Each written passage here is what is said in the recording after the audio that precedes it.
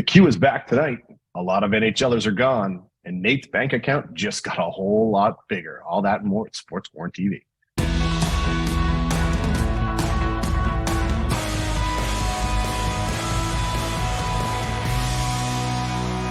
What's up, everybody? Welcome to another episode of Sports QuaranTV. Chris Dobson, Adam Lund from the Wildcast podcast joining us this week. And we've got a lot going on. NFL's in full swing, Adam. We talked about it earlier. The Q is back tonight as well, which is why it was extremely important to have you on.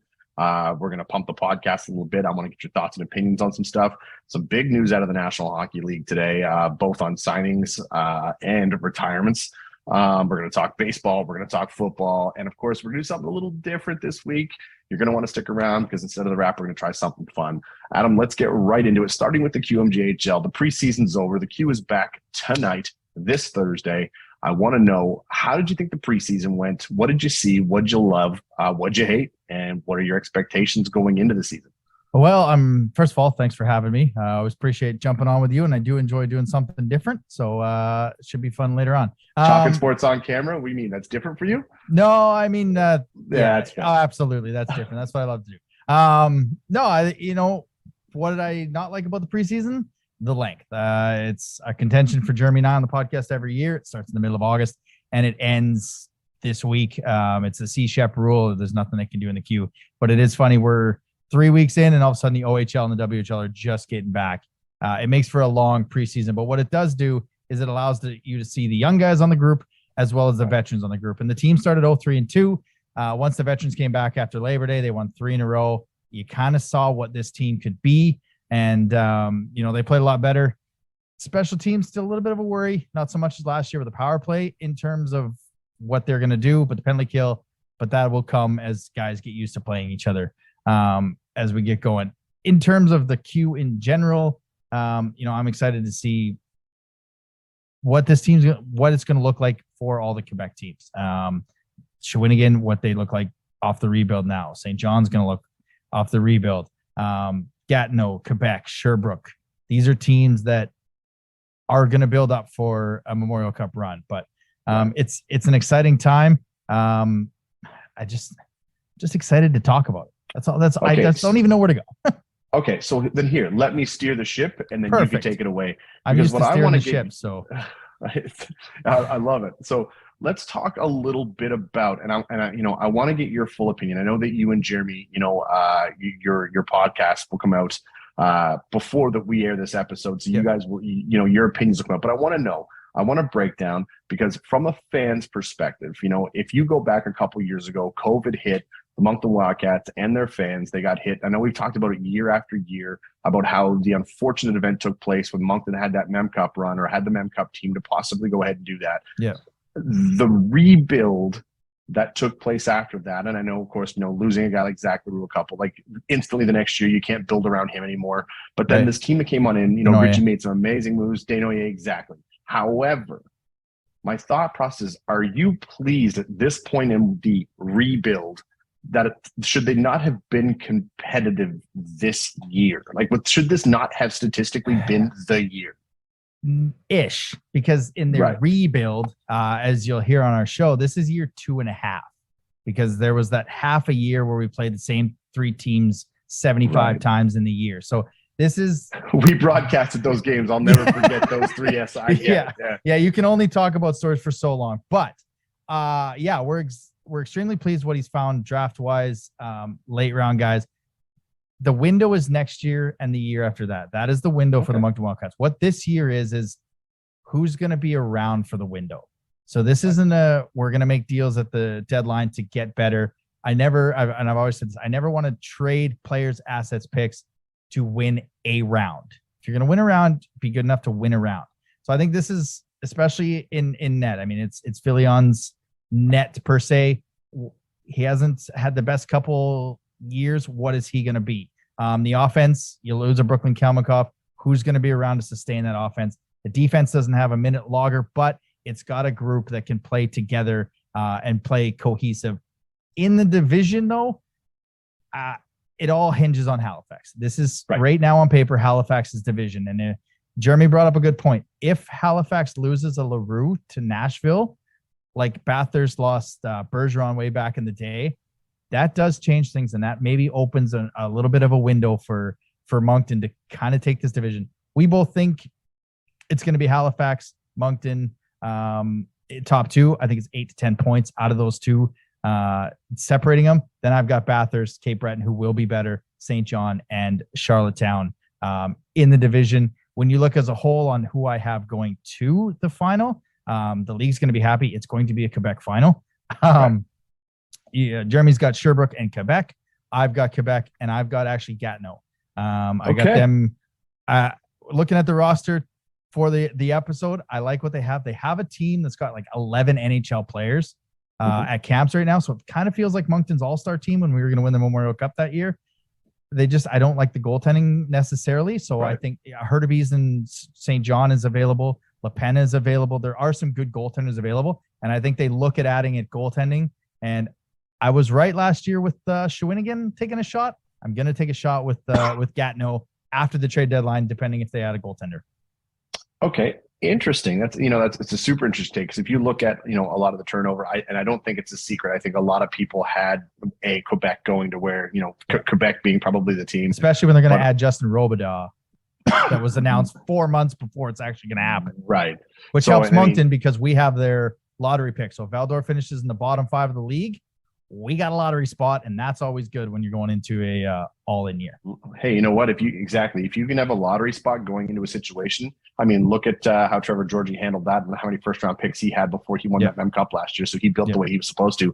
But no, that's a great take, man. I love the thought on that. And so it sounds to me like the Wildcats are going to be competitive, with a potential chance, depending on Halifax. I mean, they might surprise some people. I mean, look, man, I think Wildcat fans should be excited about that. I think that's awesome. Get your tickets. I can't wait. That's it. First home game is this Sunday, I believe. This Sunday, the greatest show, as they call it. The circus is in town.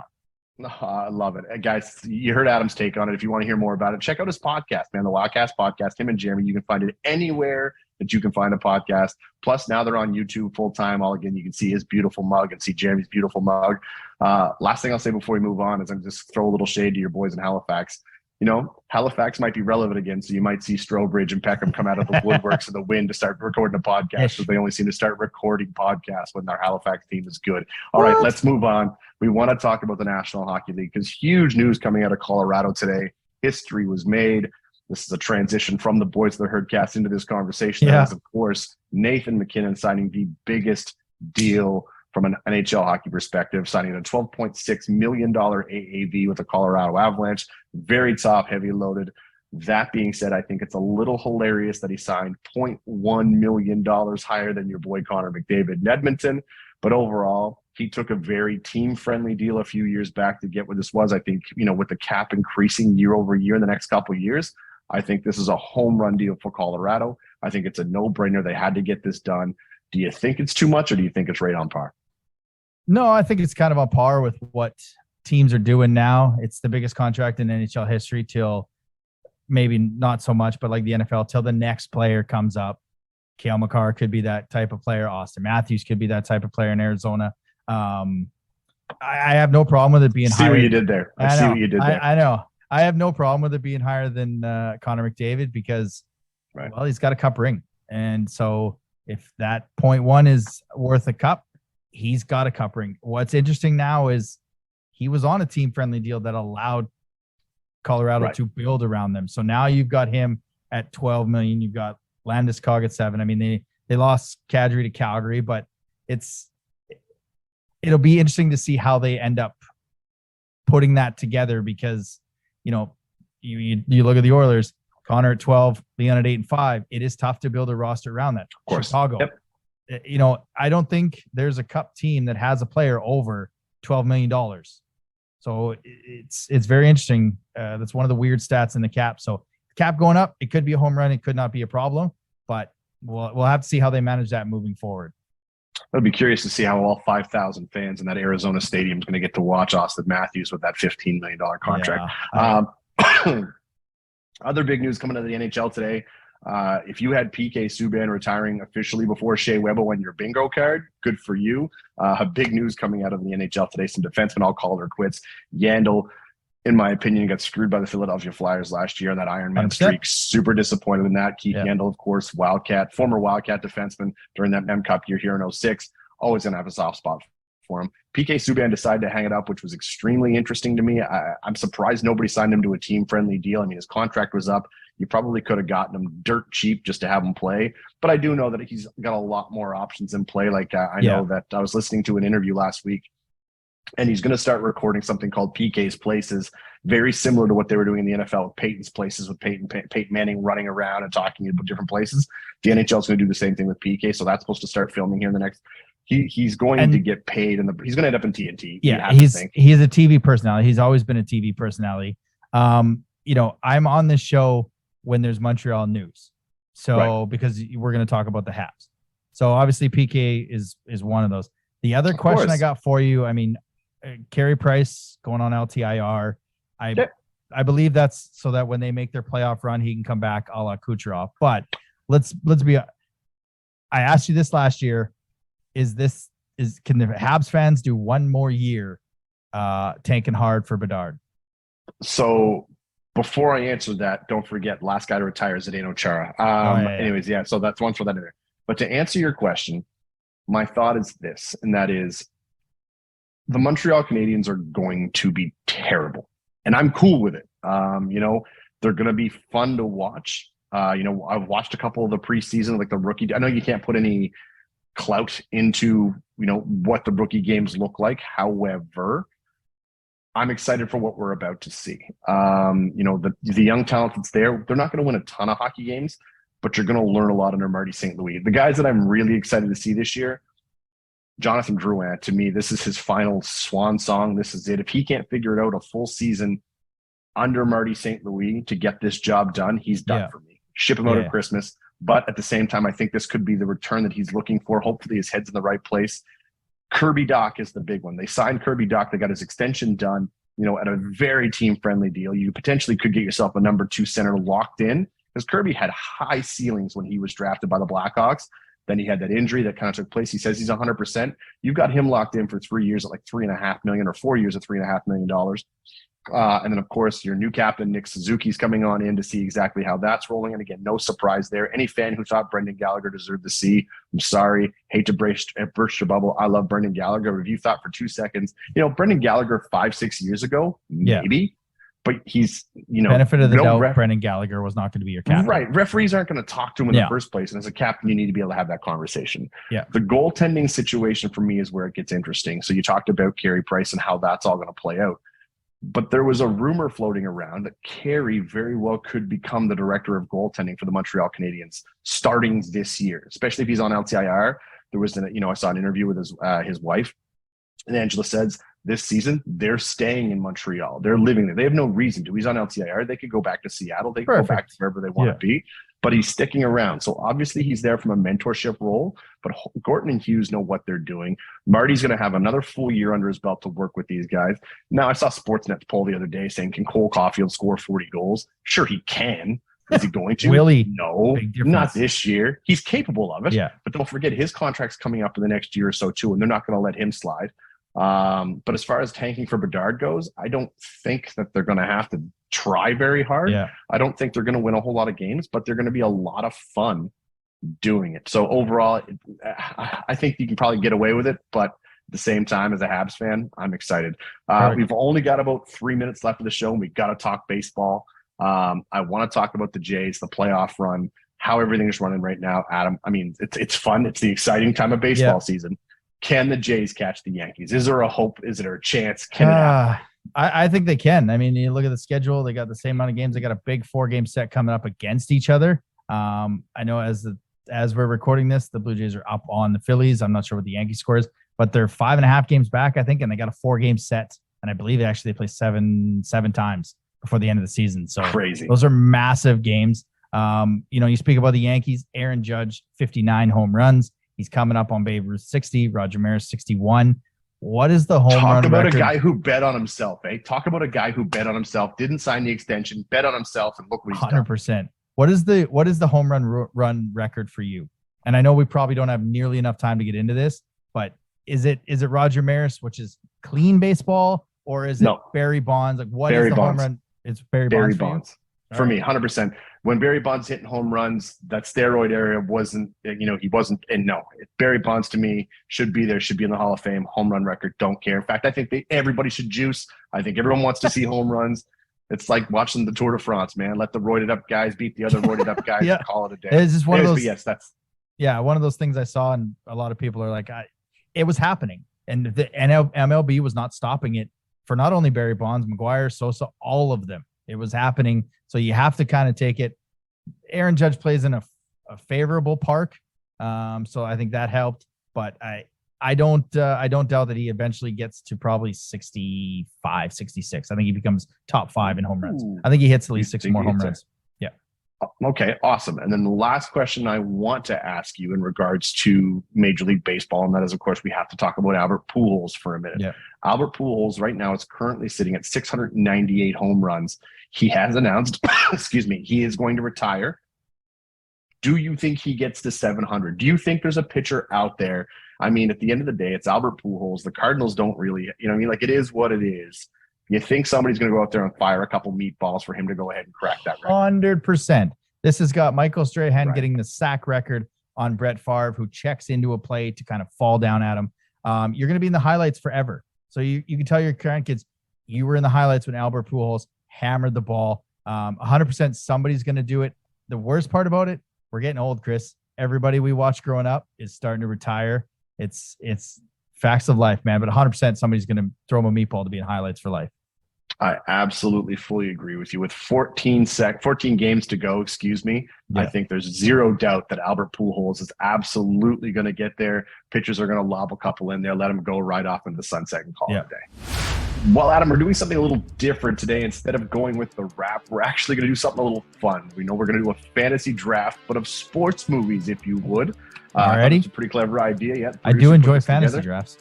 Yeah. Have you ever won? I have won a championship, absolutely. With Ryan Fitzpatrick as my quarterback in championship week for the Miami Dolphins.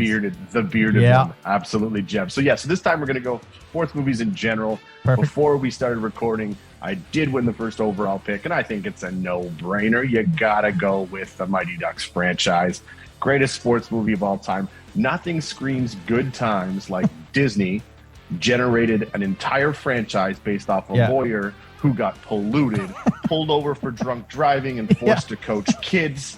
I think it's just a hit in the making. And then, of course, he fell in love with a player's mom. Like, this has got Disney written all over it. I mean, somehow it's got Disney written all over it. Oh, my goodness. It's got to go down as one of the greatest sports movies of all time. And then, hey, they went on to win the Goodwill Games, and somehow they all went to college together. And, man, it's weird, I don't understand.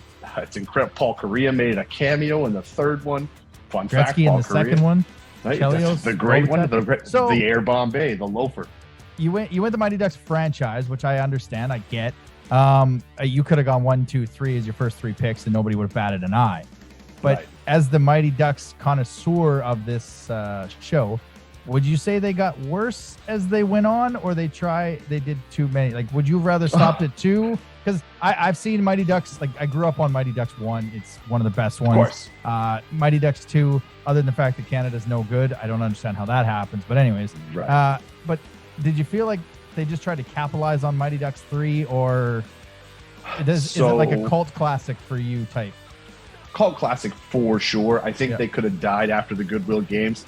But that being said, I don't mean the players. The people. I meant the movies. But what I'm saying is that overall, the college one was a bit too much for me. However, I did love, very few people, but I did love the Disney Plus franchise that came out after that, when they brought out, like, they reinvented the show. They brought it on out. Now, unfortunately, when they start season 2 of the new Mighty Ducks show, Emilio Estevez is not in it due to vaccination reasons. Don't even get me started. So there is no Coach Bombay. But at the same time, for nostalgic reasons, I thought it was pretty cool. That being said, you're not even close to wrong. To me, the second Mighty Ducks movie was a great movie. The knuckle puck was invented that day. Yeah. You saw everything you had, but the third one was just too much for me. But overall, as a series, cult classic.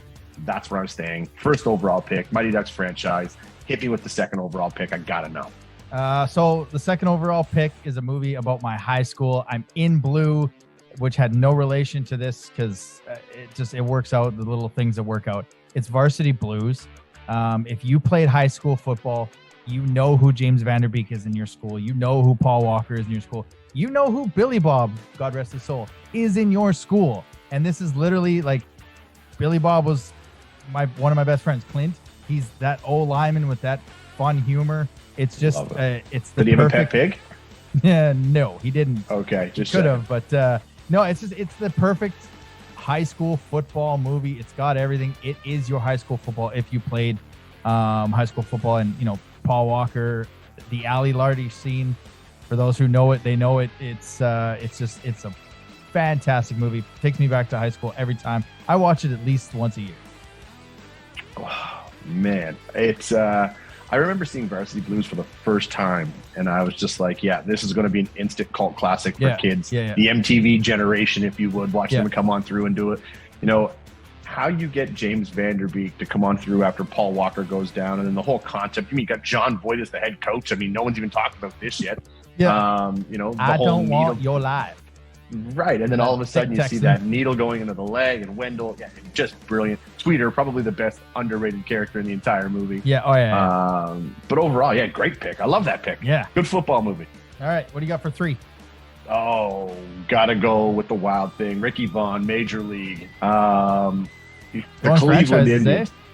Oh my god! You going the franchise? Actually, or just the movie? No, just the original. To me, I didn't love the franchise after the movie.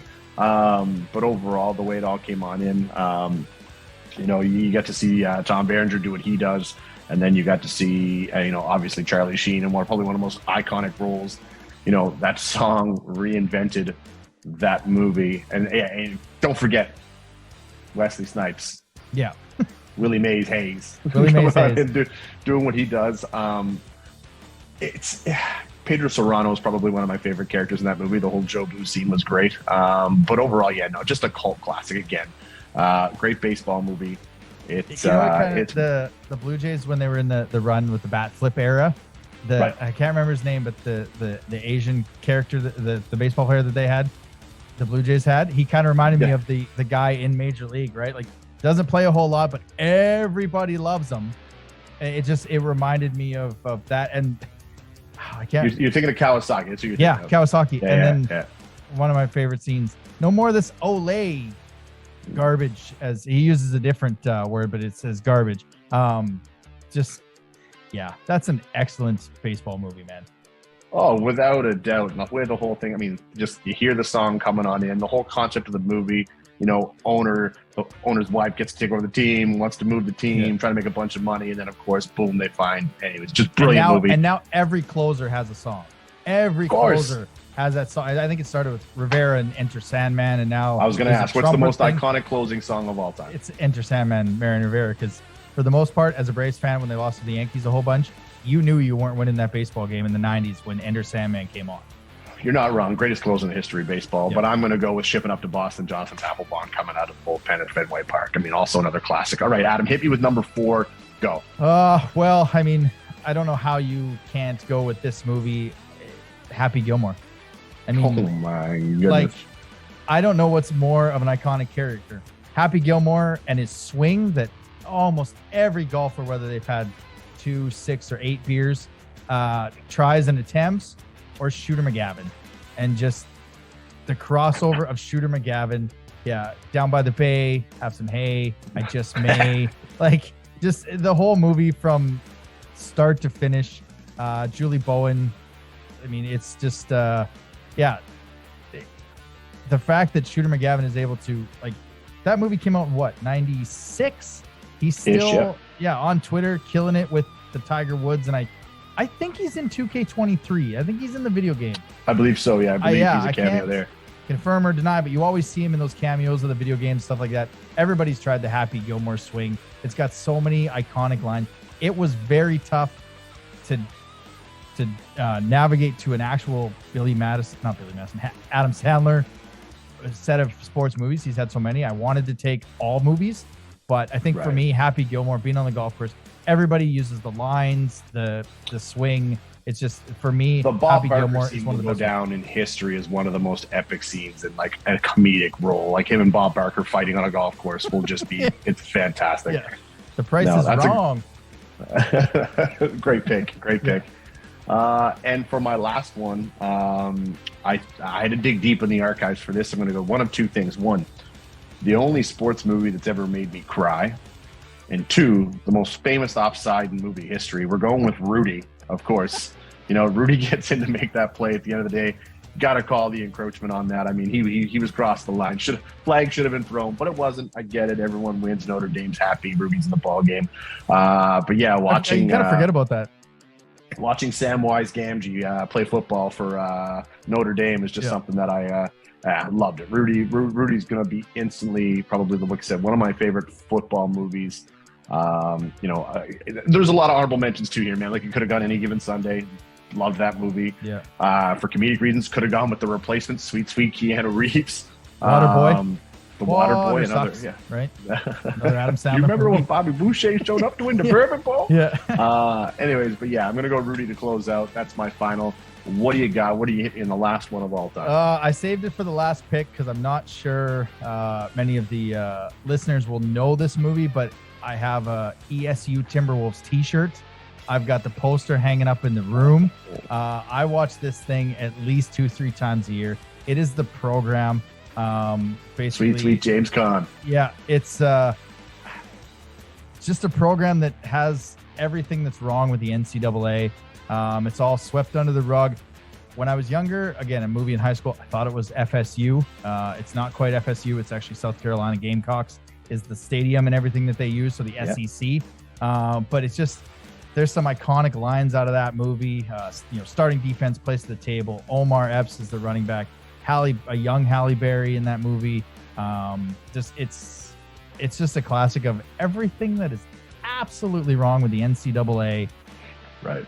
All in one movie. Steroids, taking tests, dating college's daughter, all that stuff. Drug addiction. It's a fantastic movie. Layla's watched it once. She doesn't understand why it's my favorite movie. And you know what? That's okay. You don't have to. It's my favorite movie.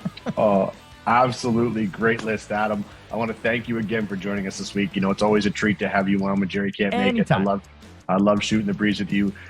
We want to know what you guys think. If you disagree with our stuff, reach out to us. Tell us. We want to hear. Let's interact here. Let's have some fun with this. But either way, guys, it's been a great show. Great week. Thanks for tuning in. We'll see you next Thursday.